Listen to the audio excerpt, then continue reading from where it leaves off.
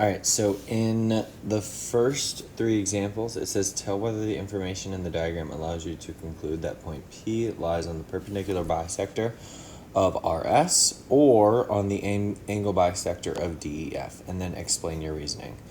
So what we're looking for here is we're looking for, okay, does it tell us that it's a bisector? And then we also need to know, does it tell us that it's perpendicular, okay? So for the first example, we know that it's a bisector because, do you see how QP, that line, it does intersect our graph so that RS is cut into two equal pieces, okay? But what we don't know is that it's perpendicular, and we cannot know that unless it's given to us, okay? So what we're gonna do is we're gonna put that there's not enough information. Not enough info, okay? We would need to know that either this is perpendicular or that this is the same length as this, okay? All right, in number two, okay? In number two, we also are not given enough information because we either need to know that this point P is the same distance from each side or that both of these angles are the same length, okay? So this one won't work either. So this one is not enough info. And the third one, this one we can use, okay? Because we know that E is the same distance from each of the sides of, or each of the sides of the angle, then we know that DQF is being cut by QP at exactly the angle bisector. So this angle is going to be the same as this angle.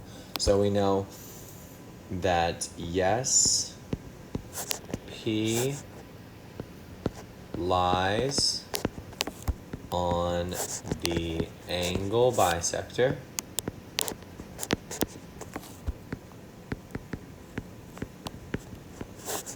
of DQF.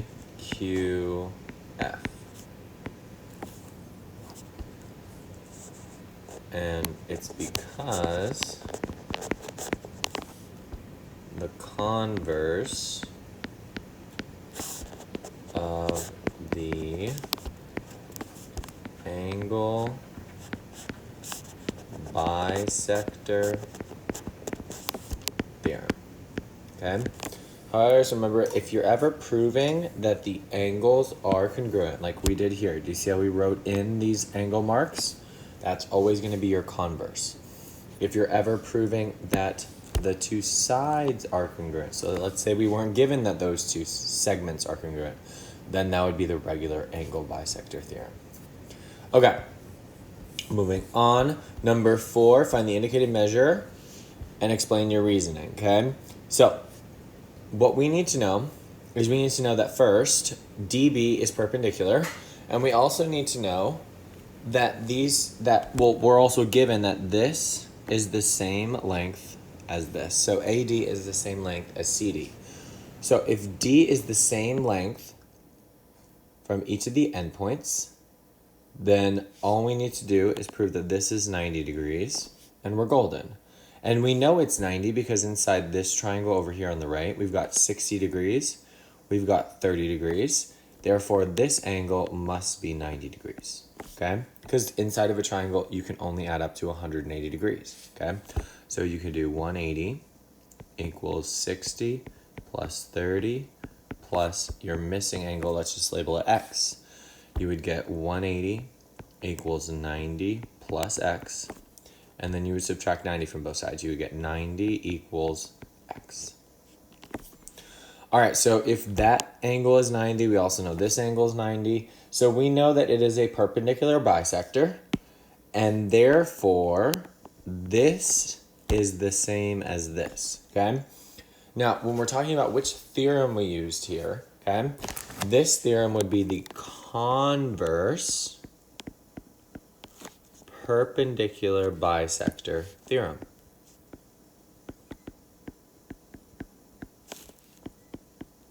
The reason it's the converse is look what we just proved, okay? We weren't given that it was the bisector. Whenever you're proving that it's the bisector, then it's going to be the converse.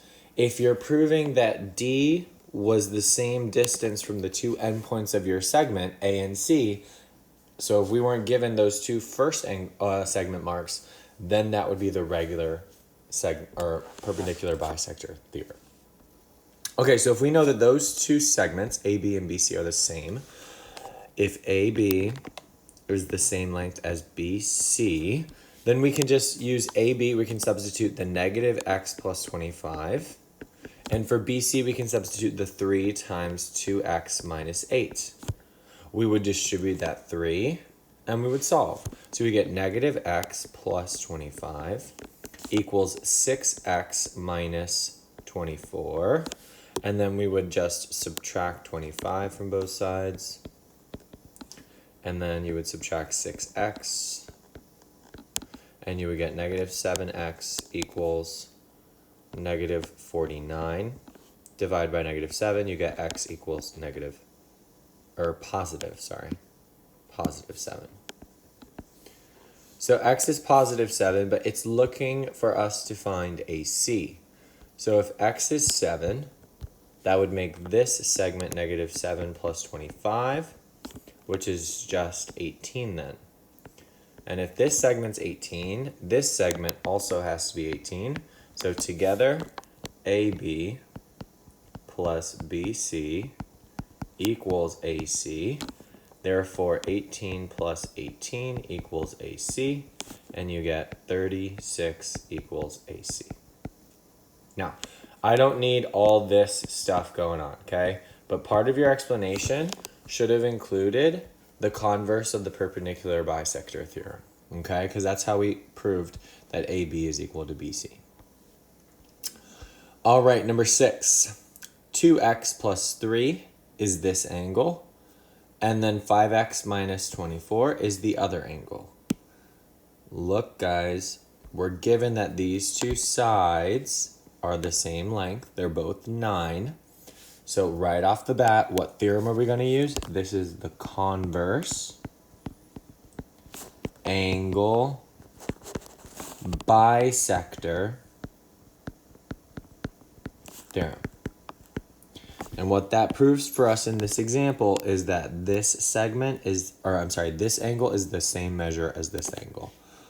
So if the measure of angle UTV is equal to the measure of the angle VTW, then we just plug in, we get 2x plus 3 is the same as 5x minus 24. Okay, from here I would just subtract 3, subtract 5x minus 5x. Negative 3x equals negative 27. From here, I would just divide by negative 3. You would get x equals positive, 9. So x is 9, and then you just plug that 9 in, and we're looking for UTW, which is both angles combined.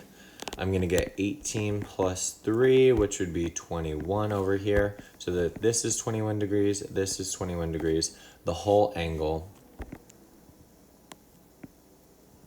is 42 degrees. So that's my answer. Okay, and then number 7 says write an equation of the perpendicular bisector of the segment with the endpoints G is at 3, 7, and H is at -1, -5. This is a great question, okay? So what we're going to do is I have a little graph that I have. You guys can import a graph. However you want to do it, just change your paper to graph paper. But get a graph on your page somehow, some way. Let's see if we can... Oh, I lost it. Hold on. Okay, so I added in a little graph for myself. And what we're going to do is use that graph. You could ignore this part going on right here, okay? We're going to ignore this part. Oh, hold on. Okay, so finally I've added that graph in. Okay, we're going to write an equation of the perpendicular bisector of the segment with the endpoints. G is at 3, 7, and H is at -1, -5. So at 3, 7, we'll take that, we'll graph it. 3, 7, so to the right 3, up 7, 1, 2, 3, 4, 5, 6, 7. Here we go. And then H is at -1, -5. So to the left 1, and then down 1, 2, 3, 4, 5. Let me label those points. This was -1, -5. And this was 3, 7. Okay. First things first, guys, is we need to make sure that we find the midpoint. Okay, that's not a very straight line, okay? But we need to make sure that we find the midpoint. So in order to find the midpoint, first thing you gotta do is use the midpoint formula, which says that x1 plus x2 over 2, and then y1 plus y2 over 2.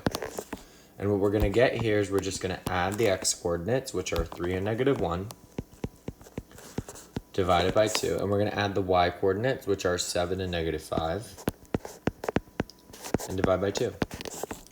For the first point, we're going to get m is 3 minus 1, which is just 2 over 2. And then 7 minus 5 is just 2 over 2. So our midpoint is at 1, 1. So our midpoint is right here. From here, okay, you can't just eyeball it and say, oh, this looks like it would be a 90-degree angle. Or just, no, okay? You have to specifically calculate your slope, okay? So step number 2, you've got to find the slope of your line. Or of the segment. Find slope of segment. Okay? And the slope of our segment, we can just find by either counting the rise over the run or using the slope formula. I'll do both methods for you. So we're counting up 1, 2, 3, 4, 5, 6, 7, 8, 9, 10, 11, 12 units. So it's plus 12. And then we're going to the right 1, 2, 3, 4. Plus 3. So our slope is actually 12 over 3, okay? Now, if you just wanted to use the coordinates, okay, you could have found that the slope is y2 minus y1 over x2 minus x1, which is going to be, we can do 7 minus -5 over 3 minus -1. This is the same as 7 plus 5, which is the same over 3 plus 1. So 7 plus 5 is going to give us 12, and 3 plus 1 is going to give us 4, and we're going to get 3 here. Oh, did I say that first slope was 12 over 3? That should be a 4, guys. Sorry about that. This should be a 4. Which then simplifies to just a slope of 3. So either way we did it, you should have gotten that your slope is 3. But that's the slope of the segment that we're given. For us to find the perpendicular bisector, we need to find the perpendicular slope. So write down perpendicular slope. And you find the perpendicular slope by opposite reciprocal.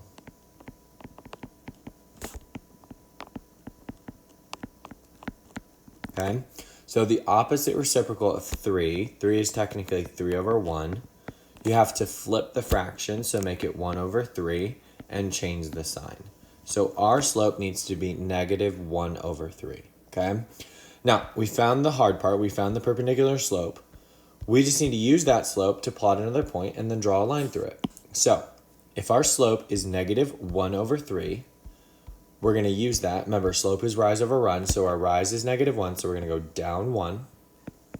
And then we're going to go to the right 3 units, plus 3. Our next point is going to be right here. and we just draw a line connecting those 2 points.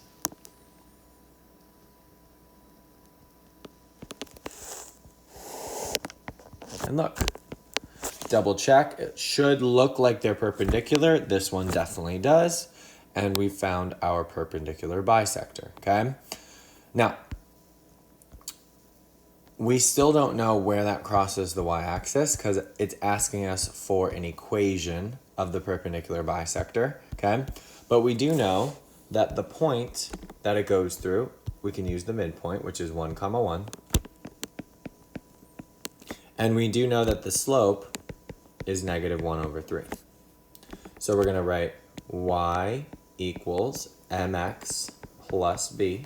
We know everything except for the y-intercept, but we're just going to figure it out. So we're going to get y, instead of y, we're going to put 1, because this is x, y. We're going to put 1 equals your m, which is -1/3, x, which is 1, plus b. You just add 1/3 to both sides, and you get 1 and 1/3 equals b, or you could write it as 4/3 equals b. Either of those is fine with me. So your final equation at the end is y equals -1/3 x plus 1 and 1/3. And that's it, guys. Okay? So, we found the perpendicular bisector. We're golden. Number 8, in the figure, line M is the perpendicular bisector of PR.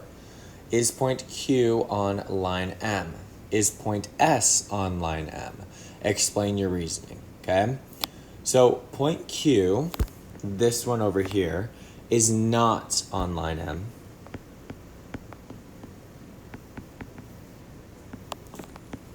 Because if M is the perpendicular bisector, then Q, if it was on the perpendicular bisector, would have to be the same distance from P and the same distance from R.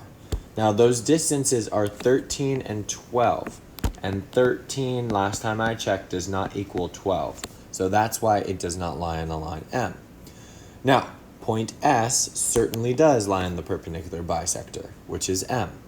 Because the distance between S and P is 10, and the distance between S and R is 10, okay?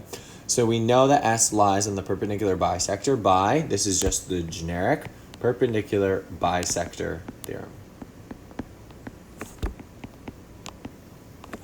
And that was for S. Okay, not too bad.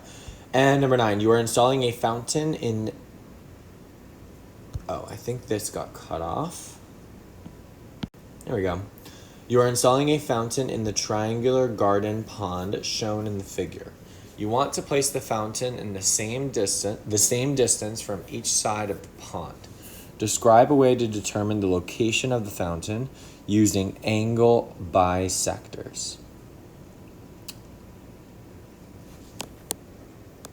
Okay, now this question is actually very easy because we already learned 6.2, okay? So if we're installing that fountain inside the garden pond that's shown, and we want to place the fountain the same distance, check that out, the same distance from each side of the pond. So it's the same distance from this side as it is from this side, as it is from this side.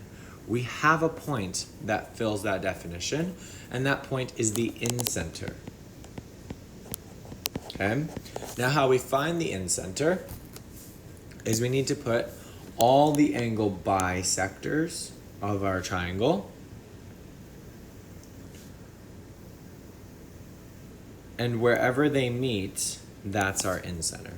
So you'd find the incenter, and then you'd place the fountain at the incenter.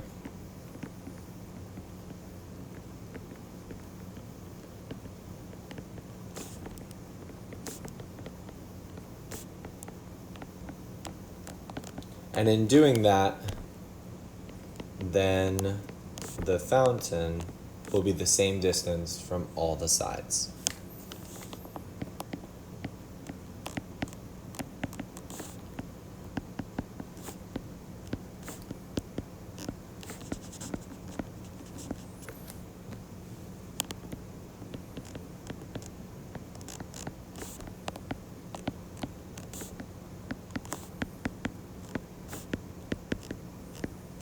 Okay. All right, we made halfway. Okay, guys, so 6.2. If you made it this far, this is about halfway. I want to please, on Friday when you guys come in to my class, if you've made it this far in the video, please say to me before you walk into class, pigs fly when they're underwater. That way I know you watched this video, okay? So again, when you come into class on Friday, if you made it this far in the video, please go ahead and tell me that pigs fly when they're underwater, so I know that you watched this video. Okay. In exercise 1 through 3, find the indicated measure, tell which theorem you used, okay? So, PC is this length right here. Now, we have to first ask ourselves, are we given a circumcenter or are we given an incenter, okay? Now, for this particular problem, the perpendicular lines also happen to be bisectors. They create equal parts on both sides of the sides where they come from. So if P is the point where all the perpendicular bisectors are meeting, that means that P is the circumcenter. Now, once we've established that we're dealing with a circumcenter, the circumcenter is the same distance from every vertex of the triangle, okay? Now, that's just information that you guys need to know, okay? So that means that BP is the same distance as CP, which is the same distance as AP. And if all three of those are the same, and we know that BP is 6, then PC is 6, and AP is 6. So we found that PC equals 6, and the theorem that we used is just the circumcenter theorem.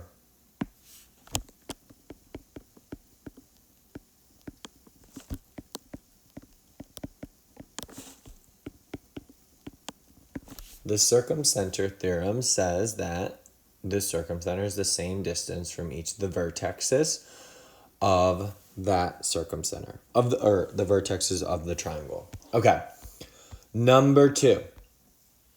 First, let's identify what P is, and then we'll go from there. As you can see, we've got bisectors again. Do you see all those congruence marks on the sides of the triangle? And they all stem from our perpendicular bisectors, from the perpendicular lines from each triangle. So we know that this is again, a circumcenter.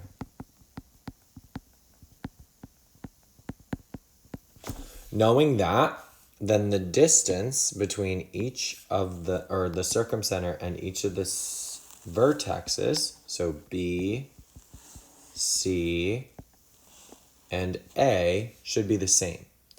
So I see that PB is 15.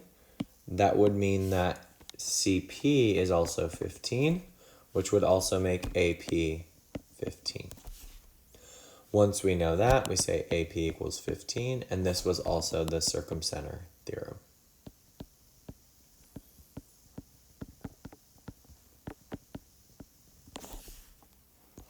Okay, moving on. MP. Now, this one is different, and I want you guys to notice the difference. Look what they're giving us. They're no longer telling us that each perpendicular line is an angle or is a perpendicular bisector.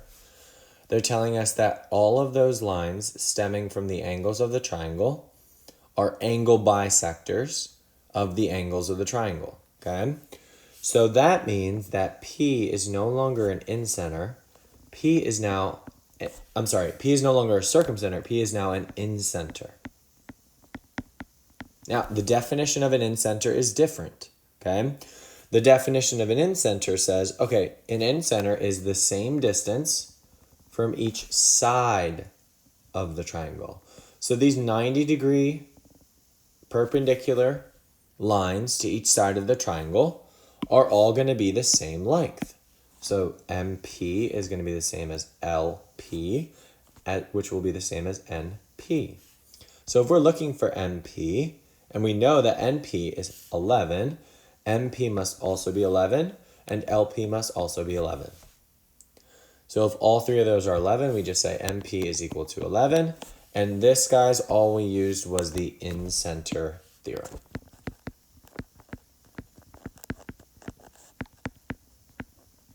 Which shows that the in-center is the same distance from each side of the triangle. Okay, number 4. Find the coordinates of the circumcenter of the triangle with the vertices A, B, and C.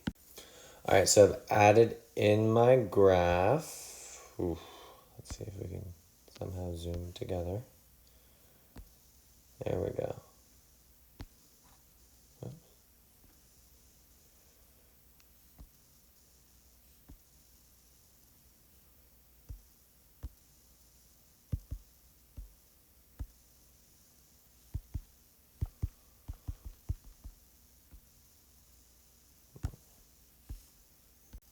Okay, I think I got it to work. So for this problem, we're gonna move over 4 units and then up 12, to the right 14, up 6, and then to the left 6, up 2. I'm gonna count by 2 on my graph just so I don't go too far, okay? And I don't make it super, super large. So 2, 4, 6, 8, 10, 12, and we go all the way up to 14, okay? So the first point that I'm going to put is 4, 12. So to the right 4 and then up 2, 4, 6, 8, 10, 12. All right, here is 4, 12. Let's make sure we put the points next to it. You don't have to do that, okay, but it does help when you're solving this problem. So 4, 12. 14, 6 will be right here. And lastly, we've got -6, 2. 1, 2, -1, -2, -3, -4, -5, -6, 2.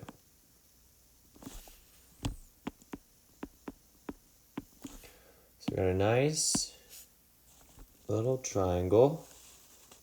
Looks something like this.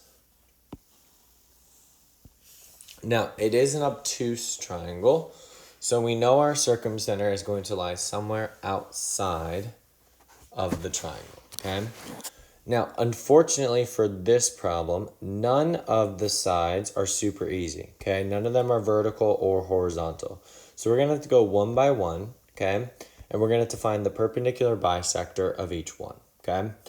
So first off, let's go ahead and highlight this side right here. I would say the side on the right. And let's go ahead and figure out the midpoint, and then let's find the slope and figure out the perpendicular bisector, okay? So what we're gonna do is we're gonna say, okay, step number 1 is find that midpoint. So in order to find the midpoint, guys, you just add the x terms together. So we're going to get 4 plus 14 divided by 2. And then we're going to add the y terms together. So 12 plus 6 over 2. So our midpoint is going to be 4 plus 14, which is 18 divided by 2. And then 12 plus 6, which is going to be 18 as well, divided by 2. So our midpoint is going to be 9, 9. Okay, well, let's find where 9 is. So 9 would be right here, and 9 would be right here. We find where that point is, and it's right here. Now double check, does that look to be about the middle of the segment? I would say, yeah, that looks about the middle, okay? So from here, we need to, second part is find our slope of the line that we're given. And then after we find the slope, then we're going to find the perpendicular slope. So remember, slope you can find one of 2 ways. I'm going to use y2 minus y1 over x2 minus x1. So I'm going to get 6 minus 12 over 14 minus 4. 6 minus 12 is going to give me -6. 14 minus 4 is going to give me positive 10. Simplify this so we can divide both the numerator and the denominator by 2. You would get negative 3 over positive 5. So we're going to use that slope to find our perpendicular slope, which is just the opposite reciprocal. So we're going to flip the fraction and change the sign of it. So it's going to become positive 5 over 3. So watch what we do. We can either go down 5 units and to the left 3 units, or we can go up 5 units and to the right 3 units. However you want to do it, okay? I'm going to go down 1, 2, 3, 4, 5. To the left 3. 1, 2, 3. Notice, guys, we are in intervals of 2 here, okay? So when I went down 5, it looks like I only went down 2.5 units. And when I went to the left 3, it looks like I only went to the left 1.5 units. This was down 5. This was to the left 3. Here is my perpendicular bisector of that side. Okay, now all 3 of my perpendicular bisectors will meet, but I only need to do one more because I know the third one has to meet up at that point as well, okay? So the one that I'm going to use is I'll use that large one right at the very bottom, okay? So I'll highlight it in green, and we're going to find the perpendicular bisector of that green side, okay? All right, same thing happens, guys. We got to find first our midpoint. And our midpoint is add the x coordinates together. 14 plus negative 6, divide by 2. Add your y coordinates together, which are 6 and 2. Divide by 2. You're going to get that your midpoint is at 14 plus negative 6, which is positive 8 over 2. And then 6 plus 2, which is also 8 over 2. So our midpoint is going to be at 4, 4. Not too bad, not too bad. Okay, so 4, 4. So put a dot here. Does that look to be about the middle of the segment? I would say, yeah, looks to be about the middle of the side. Okay, so at 4, 4, what we're going to do is we're going to find the slope of the green line and then find the slope of the perpendicular line. So slope of the green line, I'm going to use y2 minus y1 over x2 minus x1. So it would be 6 minus 2 over 14 minus negative 6.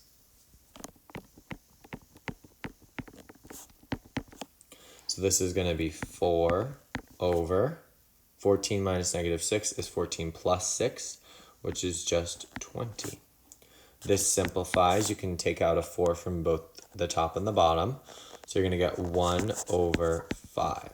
So if the slope of this line is 1 over 5, the opposite reciprocal, the perpendicular slope, would have to be negative 5 over 1, or just negative 5, okay? So if our perpendicular slope is negative 5, what we're going to do is we're going to use that as rise over run. So we're going to go down 5 units and then to the right 1. 1, 2, 3, 4, 5, to the right 1. We draw a line.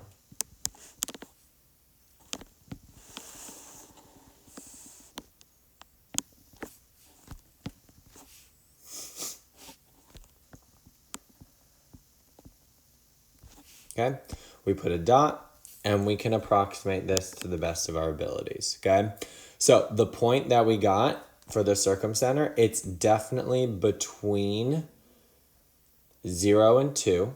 So let's say that its y coordinate is 1. Okay, see how it lies between 0 and 2? And it lies between 4 and 6. So we can approximate its x value to be 5. So the circumcenter lies at 5, 1. Now, yours obviously isn't going to be perfect, so I will allow for an approximation, okay? But you need to show me that you calculated both the slope and the perpendicular slope, okay? And that you can show me on the graph how it looks. Okay, moving on to number 5. In 5 and 6, use the diagram and the given information to find the indicated measures, okay? So, this, we know that G is an incenter because the angle bisectors are what's being used and where G meets. So, GM, which is the distance between G and that side, is the same distance as GL, which is the same distance as GN. So LG must be equal to NG, which must be equal to MG. And I have 2 of them. So I can just set them equal to each other. So negative 3x plus 22 equals 6x minus 14. And all we're going to do is we're going to add 3x to both sides. Add 14 to both sides. We're going to get 36 equals 9x. Divide by 9. Divide by 9. X equals 4. All right, so we got x equals 4. Now we just plug it in. We're going to get NG, and MG should be the same thing because all of them are congruent. So you're going to plug it into NG. You're going to get negative 3 times 4 plus 22. And this will give us negative 12 plus 22, which is positive 10. So we know this segment is 10. So this segment is 10, which means this segment is 10. So MG also equals 10. And this was NG. Beautiful. All right. And number 6. GL equals 4x minus 2. GE equals 3x plus 2. And GK equals 2x plus 8. Okay? Now, all we're given... Okay? Now, all we're given are that these are perpendicular, okay? We're not given congruence marks at all. But how do we know that G is a circumcenter and not an incenter? And it has to be a circumcenter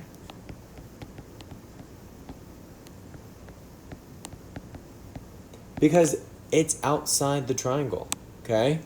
Incenters are always located inside. So in center, inside. You got to remember that.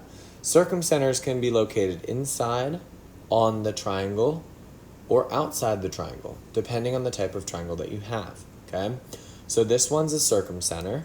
That means that the distance that this point is from each of the vertices, so GL, GK, and GJ, is going to be the same.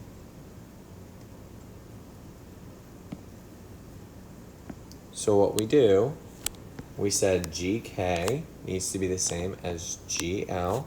So let's set those equal to each other. We got 4x minus 2 equals 2x plus 8. Subtract 2x plus 2 minus 2x plus 2. 2x equals 10. Divide by 2. Divide by 2. X equals 5. All right, so now we're going to take that 5, and we need to find what GJ is and GE. Well, GJ is just going to be the same length as any of these. So if we find GK or GL, we'll have GJ. So let's just plug the 5 back into GL. It's 4 times 5 minus 2. So we're going to get 20 minus 2, which is just 18. So this side, GL, is 18. That makes GJ 18 and GK 18. So GJ equals 18. GE, we know is 3x plus 2. So let's just take that x that we found, which was 5, plug it in, And we'll get 15 plus 2, which is just 17 units. So GE equals 17. We're almost there, okay? Number 7, you are using a rotary sprinkler to water the triangular lawn. Explain how to locate the sprinkler the same distance from each side of the triangular lawn. Well, in order to do that, we would just use the in-center with angle bisectors.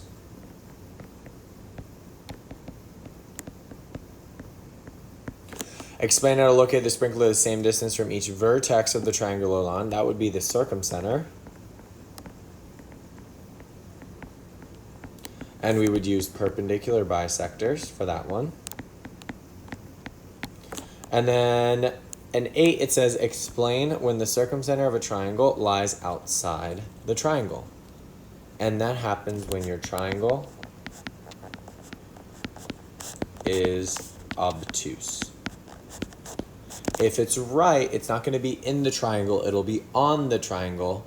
And then if it's acute, it will be inside your triangle. All right, that's it. That's it for the review.